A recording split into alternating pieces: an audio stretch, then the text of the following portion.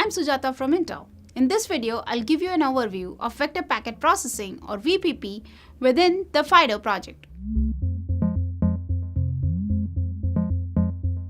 FIDO is a Linux Foundation project that holds many sub-projects, including VPP. FIDO also hosts other projects focusing on networking and storage. VPP is a software packet processor designed to take advantage of modern CPU architecture and packet accelerator libraries such as DPDK. Now let's go into more details about VPP. VPP is used to build discrete packet processing appliances, cloud and cloud-native infrastructure, and virtual and cloud-native network functions. It's a feature-rich network stack with many protocol layers including Layer 2, Layer 3, and now Layer 4 protocol support. VPP also implements all the standard overlays, telemetry, traffic management, security, and control plane features. Another great thing about VPP is that it is fast, typically achieving data rates measured by many millions of packets per second. Designed for fantastic scalability, it achieves linear scaling with available cores. In addition, it manages to maintain performance with large traffic management, switching, and routing tables necessary for production environments. It is also deterministic, typically achieving around 15 microseconds of latency for Layer 2 switching.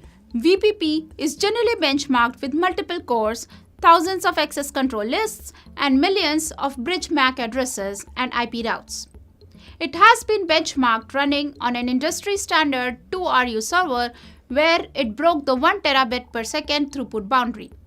This was made possible by the new family of Intel Xeon scalable processors and DPDK. VPP is extensible. Many features have already been implemented as optional plugins, and you can easily enhance and customize it to meet your needs.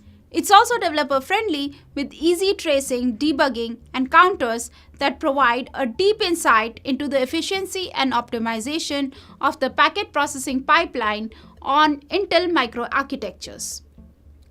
VPP has been ported across architectures including x86, ARM, and PowerPC. It can be scaled to a device as small as Raspberry Pi and as large as a standard server based on Intel Xeon scalable processors. VPP has a rigorous benchmarking and verification project called CSIT, or Continuous System Integration and Testing. It ensures that patch by patch, build by build, and release by release, VPP continues to maintain its industry-leading performance. Now that we've covered features and performance of VPP, let's talk more about the use cases. Although VPP is relatively new, there are already some great examples where it is used in production-ready commercial network functions from vendors such as Cisco, ZTE, Yahoo Japan, and Alibaba. The following is a sampling of the many use cases that benefit from VPP. Networking connectivity for enterprises using commodity platform. Cloud load balancers supporting both Kubernetes and OpenStack deployment with maglev, L3DSR, and kubeproxy implementations. And discrete appliances such as border relays implementing multiple variations of network address translation or NAT. These are only a few of the use cases for VPP. Be sure to follow the links to learn more, contribute to VPP, and use it in the development for your packet processing applications. Thanks for watching, and be sure to like and subscribe.